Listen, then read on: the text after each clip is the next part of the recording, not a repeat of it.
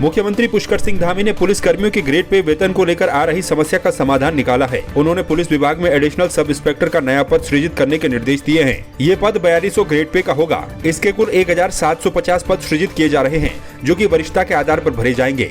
इन्हें विवेचना का अधिकार भी मिलेगा। मुख्यमंत्री ने हेड कांस्टेबल के 1750 नए पद सृजित करने के आदेश भी दिए हैं। मुख्यमंत्री ने कहा कि इससे जवानों को पदोन्नति के अधिक अवसर प्राप्त होंगे। हमारे पुलिस के जवानों की ग्रेड पे की समस्या का एक हम लोगों ने अच्छा समाधान निकालने का प्रयास किया है। इस समाधान के निकलने के बाद जहां 5200 से भी अधिक पुलिस के जो कर्मचारी हैं, पुलिसकर्मी हैं, जवान हैं, उन सभी को प्रमोशन का अवसर मिलेगा।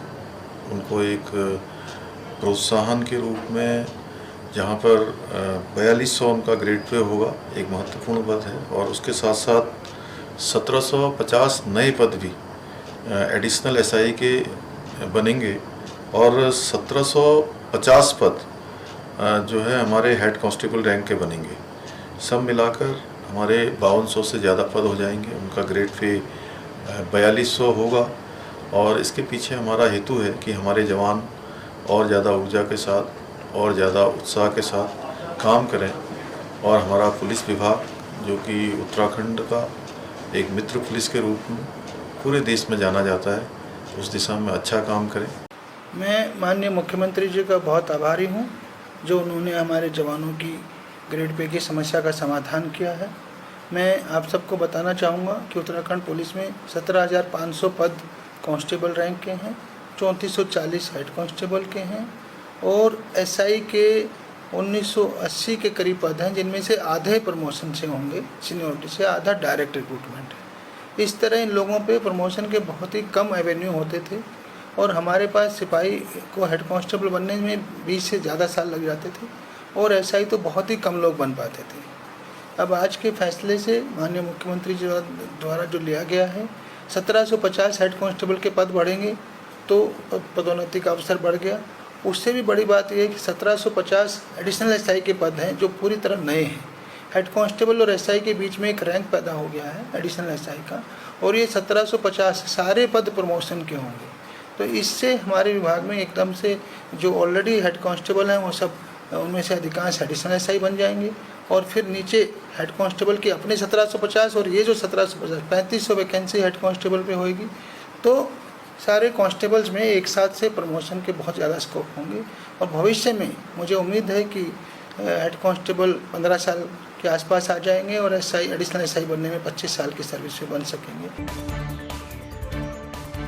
मुख्यमंत्री पुष्कर सिंह धामी ने पिथौरागढ़ के आपदा प्रभावित धारचूला का निरीक्षण करते हुए राहत और बचाव कार्यों का जायजा लिया। सीएम ने राथी गांव में आपदा प्रभावित क्षेत्र का हवाई निरीक्षण भी किया। वहीं जवाहर सिंह नबियाल स्टेडियम में राथी गांव के प्रभावितों से भी मुलाकात कर उनका हालचाल जाना। मुख्यमंत्री ने कहा कि आपदा प्रभावितों को हर संभव मदद दी जाएगी। इस दौरान मुख्यमंत्री के साथ जिलाधिकारी डॉक्टर आशीष चौहान, सांसद अजय टमटा और धारचूला विधायक हरीश धामी मौजूद रहे। लगभग 300 के ऊपर की संख्या है जिनको अपने घरों से विस्थापित होना पड़ा है। उनको वहाँ पर आपदा राहत शिविरों में रखा गया है और काफ़ी नुकसान हो गया है। वहाँ पर खोतिला गांव है, पूरा का पूरा बह गया है, जो भारत और नेपाल की सीमा पर है, काली नदी के पास, काली नदी के किनारे। दूसरा एलधारा एक जगह है वहाँ पर, उसमें जैसे वरुणावत पर्वत में लगातार पत्थर और बड़े बड़े पहाड़ नीचे को भूस्खलित हो रहे थे, इसी प्रकार का है। वहाँ पर हमने कहा है कि जल्दी ही उसका जितने भी हमारे भू वैज्ञानिकों के क्षेत्र में काम करने वाले संस्थान हैं, उन संस्थानों से उसका सर्वेक्षण करवाएंगे और सर्वेक्षण करवाने के बाद उसके ट्रीटमेंट के लिए भी आगे बढ़ेंगे, क्योंकि अन्यथा पूरा धारचूला शहर उसकी जद में आ गया है और बिजली का संपर्क है, दूरसंचार का संपर्क है, पुलों का संपर्क है, सड़क कनेक्टिविटी है, काफ़ी कट गई है। उसको जल्दी से जल्दी रिस्टोर करना हमारी प्राथमिकता है। इसके साथ साथ जो हेली सेवा है सितंबर माह तक चलती है। हमने कहा है कि चूँकि आपदा से काफ़ी नुकसान हो गया, आपदा के समय में उसकी आवश्यकता है, उसको भी हम विस्तारित करेंगे। ऐसे अनेकों कार्य जो करने हैं और साथ में जो लोग विस्थापित होकर आए हैं उनके पुनर्वास के लिए प्राथमिकता के आधार पर पुनर्वास की कार्रवाई करेंगे और साथ में जो लोगों के घर द्वार सब चले गए हैं उनके लिए वहाँ पर रहने की व्यवस्था भी सरकार के स्तर पर प्रशासन करेगा। ऐसे अनेकों कार्य हम लोग वहाँ पर कर रहे हैं। हमारा अभी एक ही मकसद है कि चूँकि बहुत परेशानी में लोग हैं वहाँ पर, उनको जल्दी से जल्दी जितनी राहत दी जा सकती है उस राहत के लिए सभी लोगों को आगे आकर काम कर रहे हैं। रुद्रप्रयाग में सड़क दुर्घटना में मारे गए 2 युवकों के परिजनों से जिला अस्पताल में पोस्टमार्टम के नाम पर शराब की डिमांड करने का मामला सामने आया है। मामले को लेकर परिजनों ने अस्पताल प्रशासन पर इस अमानवीय कृत्य पर कार्रवाई करने की मांग की। आपको बता दें कि कल 10 सितंबर को कोटगी भटवाड़ी रोड पर एक ट्रक दुर्घटनाग्रस्त हो गया था, जिसमें 2 युवकों की मौत हो गई थी। अपने भांजे के लिए आ रखा हूँ, जिनकी डेड बॉडी आ रखी है और दुर्घटनाग्रस्त हो गई है। रास्ते में जो गाड़ी का थोड़ा सा डिस्टर्बेंस हो गई है, जिसके कारण दोनों की डेड बॉडी मिलने के लिए देर हो रही है। यहाँ पे जो पोस्टमार्टम के लिए रुके हैं हम सुबह से, यहाँ से अभी 5 बजने वाली है, अभी तक हमें डेड बॉडी की प्राप्ति नहीं हुई है। उसके लिए भी बावजूद कह रहे हैं कि टाइम लगेगा। और बाकी हमने सारा कुछ जो भी है, जो पोस्टमार्टम के लिए जो भी बनता है वो सारा कर दिया है, लेकिन तभी भरपूर हमें अभी तक कोई संतुष्टि नहीं है कि हमें क्या हो सकता है, क्या चाहिए। गरीब आदमी है, कहाँ से क्या करेगा। वैसे नहीं खड़ा हूँ, मैं कल रात 8 बजे आ गया था यहाँ। 8 बजे से डेड बॉडी यहाँ पड़ी हुई था, लेकिन अभी तक पीएम नहीं हो डेड बॉडी में बदबू आ चुकी है। मैं अभी जनपद रुद्रप्रयाग के डिस्ट्रिक्ट हॉस्पिटल में खड़ा हूँ और मैं यहाँ रात से अपने दोस्त के एक परिजन जो एक्सपायर हुए कल एक दुर्घटना में, ट्रक में दुर्घटना हुई थी उनकी, तो उस मामले में मैं यहाँ खड़ा हूँ और मैं कल रात से देख रहा हूँ इस चीज़ों को, गतिविधियों को और हॉस्पिटल की दशा को। और जो ये डिस्ट्रिक्ट हॉस्पिटल है रुद्रप्रयाग, मैं आज सुबह से यहाँ देख रहा हूँ, तो कल 7-8 बजे की बॉडी आई हुई और आज शाम को 4 बज चुकी है, 4 बज चुकी है और अभी तक बॉडी मिली नहीं है। 2 लोगों की इसमें मृत्यु हुई थी। पौड़ी के कोटद्वार थाना क्षेत्र के गोविंद नगर से पिछले 3 दिन से लापता चल रहे 3 किशोरों के शव पुलिस ने रविवार को खोह नदी से बरामद कर लिए। सुबह करीब 5 बजे वन विभाग से मिली सूचना के बाद पुलिस मौके पर पहुंची। पुलिस ने कोटद्वार दुगड्डा मार्ग पर कोटद्वार से करीब 6 किलोमीटर आगे खोह नदी के तट पर तीनों युवकों के शव बरामद किए। साथ ही राष्ट्रीय राजमार्ग पर पुलिया के नीचे से उनकी स्कूटी को भी बरामद किया गया। माना जा रहा है कि 10 सितम्बर को हुई बारिश से स्कूटी सवार युवक हादसे का शिकार हो गए थे। 9 सितंबर को थाना कोटद्वार में ये सूचना मिली थी कि 3 बच्चे सुबह से घर से गए हैं और मिसिंग हैं, उनका कुछ पता नहीं लग पा रहा है, फ़ोन स्विच ऑफ था। तो इस सूचना पर कोटद्वार थाने ने तुरंत उसमें मुकदमा दर्ज करके 3 टीमें बनाई, क्योंकि हमारे भी निर्देश थे कि तुरंत इसमें बच्चों वाला मामला है तो इमीडिएट सर्चिंग शुरू की जाए। तो 2 टीमें थाना कोटद्वार से और एक हमारी CI की टीम लगातार ट्रेसिंग का काम कर रही थी।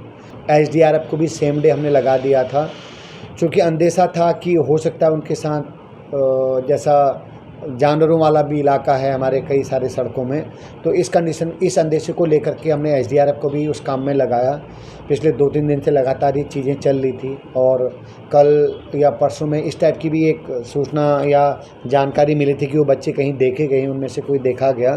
तो हम होपफुल थे कि हो सकता है वो डर से या किसी कारण से अपने आप को हाइड कर रहे हों, लेकिन आज जैसा आप लोग बता रहे हैं, मैं खुद भी सुबह वहीं था, तो दुखद घटना हमारे सामने है और तीनों की जो डेड बॉडी है वो हमने रिकवर की है।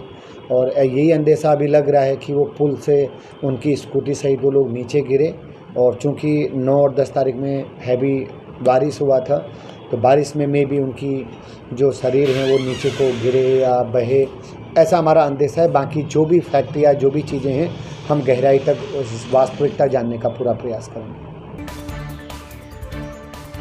देहरादून में रविवार को कारगी चौक स्थित द हिमालयन पब्लिक स्कूल के तत्वाधान में 13वां विशिष्ट नागरिक अभिनंदन और उत्तराखंड समारोह आयोजित किया गया। इस अवसर पर कार्यक्रम में मुख्य अतिथि के तौर पर कैबिनेट मंत्री सुबोध उनियाल पहुंचे। कार्यक्रम की शुरुआत दीप प्रज्वलन के साथ हुई। इस बार 14 लोगों को उत्तराखंड अलंकरण सम्मान से पुरस्कृत किया गया। वहीं कार्यक्रम में शहीद मेजर चित्रेश बिष्ट और हवलदार बहादुर सिंह बोरा के परिवार को 51,000 रुपए के चेक देकर भी सम्मानित किया गया।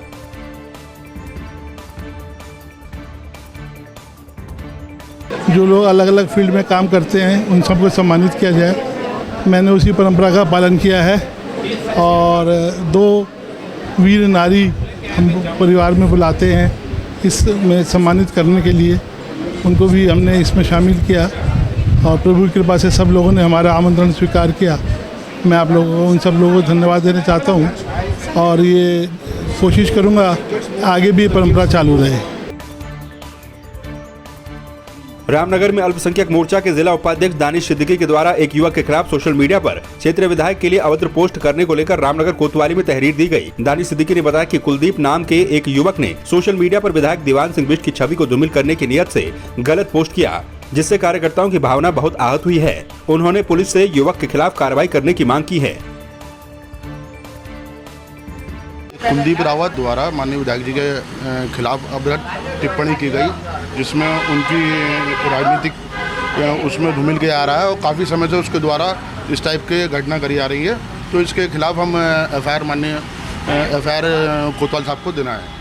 देखिए, थाने में एक तहरीर प्राप्त हुई है जिसमें एक रामनगर के व्यक्ति द्वारा फेसबुक पे कुछ पोस्ट डाली गई है। इस संबंध में तहरीर प्राप्त कर वैधानिक कार्रवाई की जा रही है।